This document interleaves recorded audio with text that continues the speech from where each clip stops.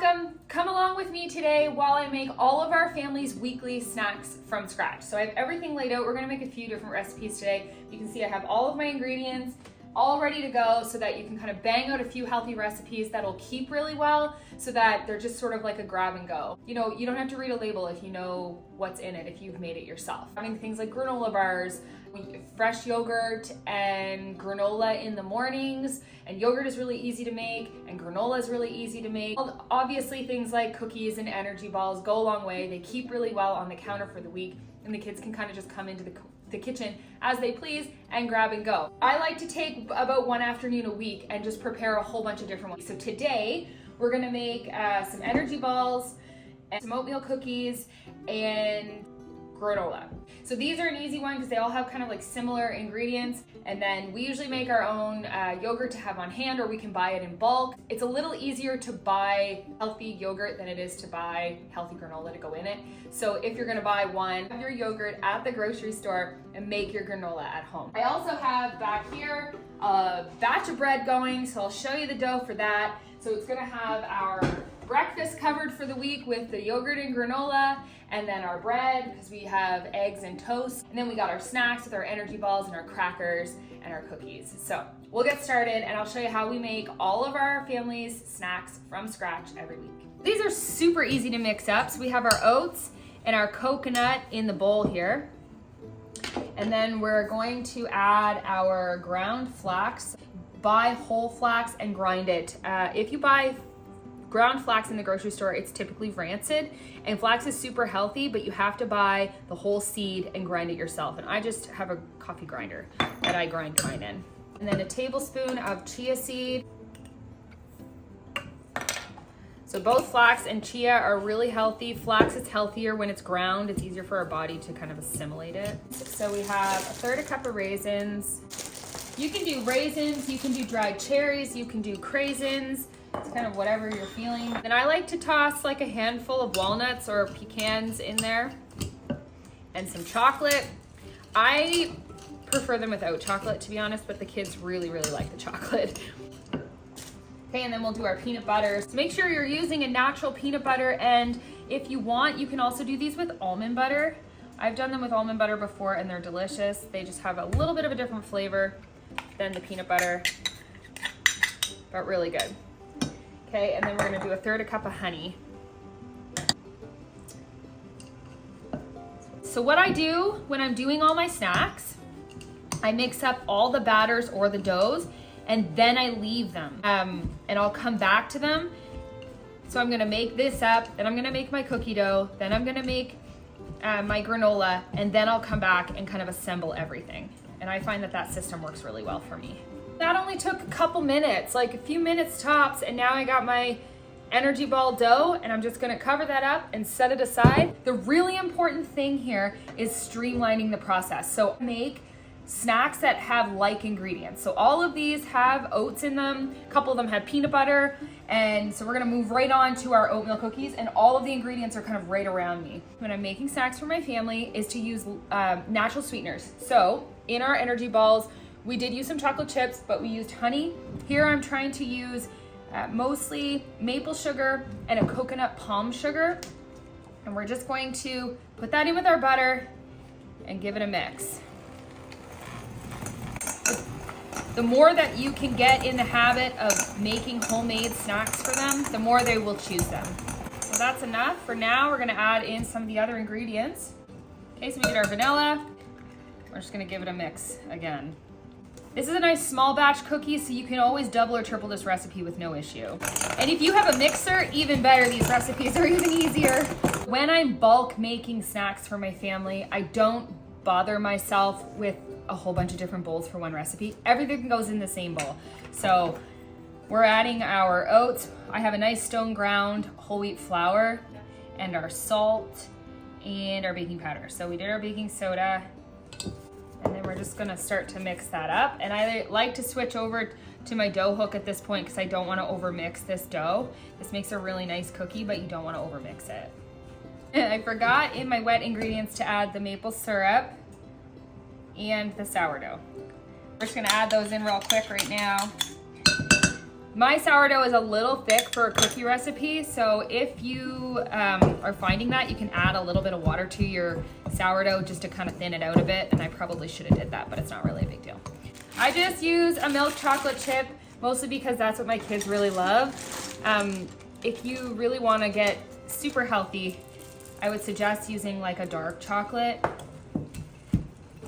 Okay, so we have our two, they look very similar, don't they? So this is a raw snack. We're gonna roll these into energy balls, and these are gonna be our cookies. So now whatever I'm done with on my counter, I'm putting away. So I don't need my baking powder, I don't need my baking soda, and I don't need my chocolate chips.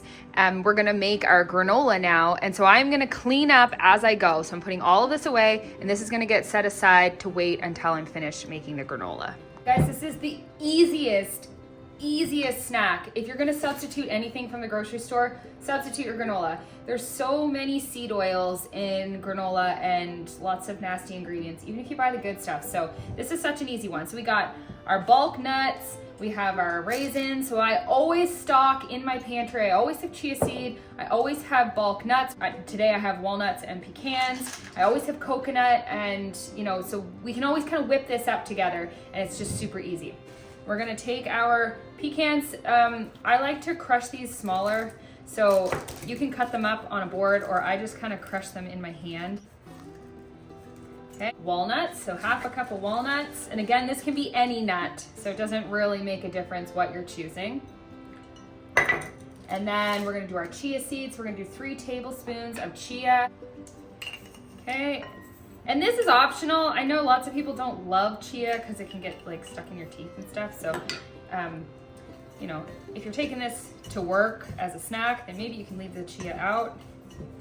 I just want a few more nuts in there. So you're just gonna kind of gauge what the ratios are in yours and adjust accordingly. I really love this coconut. You can use regular coconut for this recipe, but these are really nice.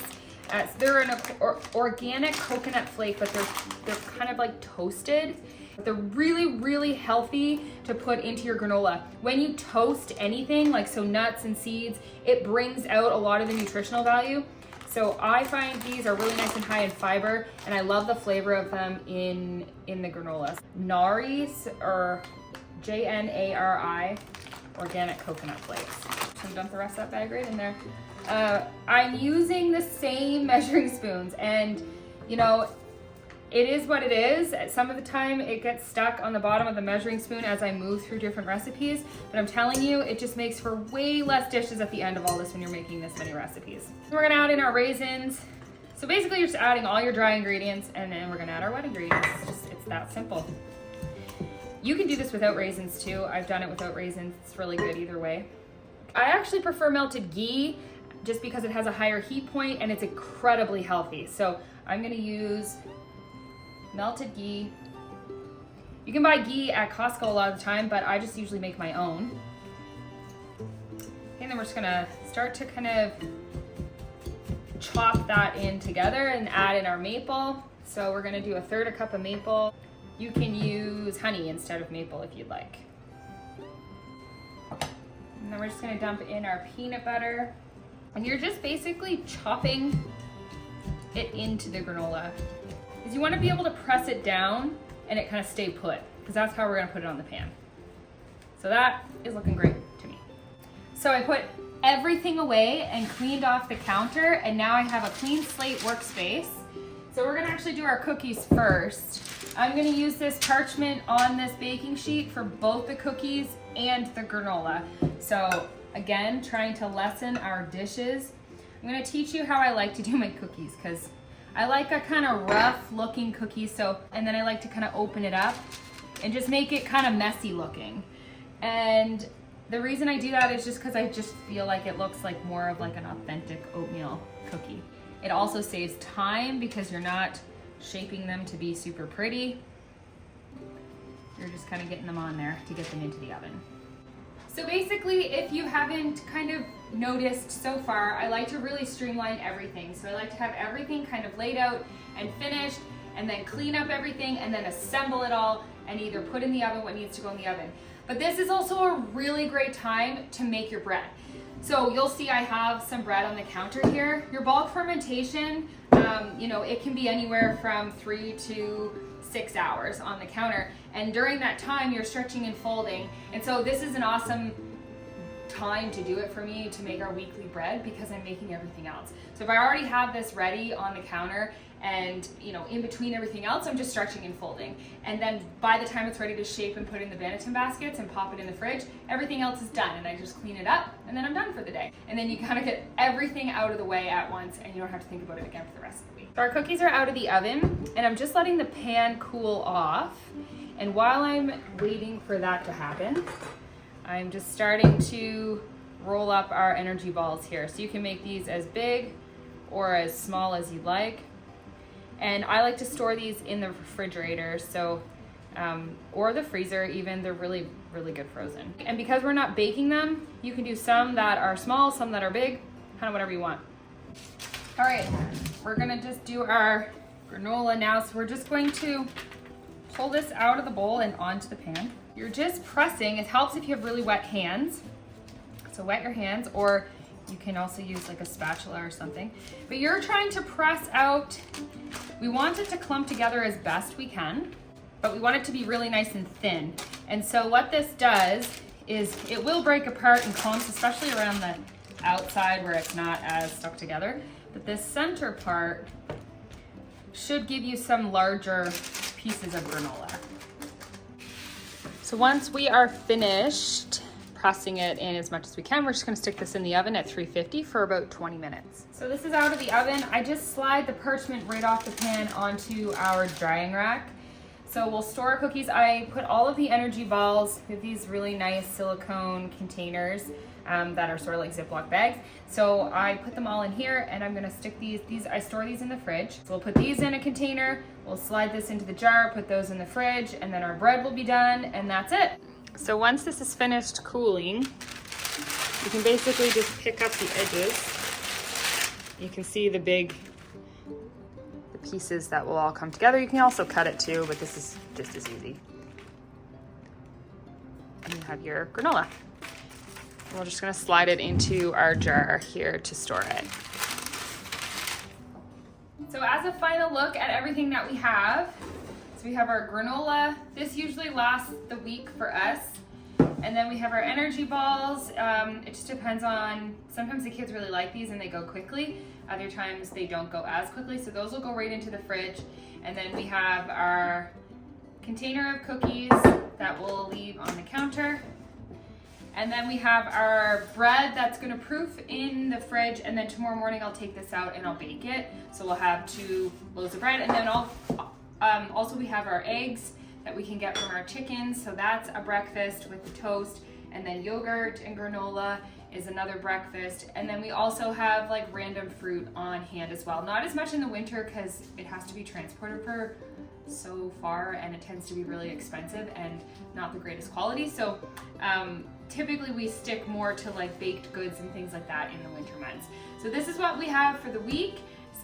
We also have some crackers that we have left over from the last time I did a stock up. So we usually will have some crackers as well. Sometimes we'll do muffins, but I will link below all of these recipes. So you'll be able to get the energy balls, the cookies, and the granola so that you can incorporate those into your own family's snacks as well. And you can easily just click on them and print them off.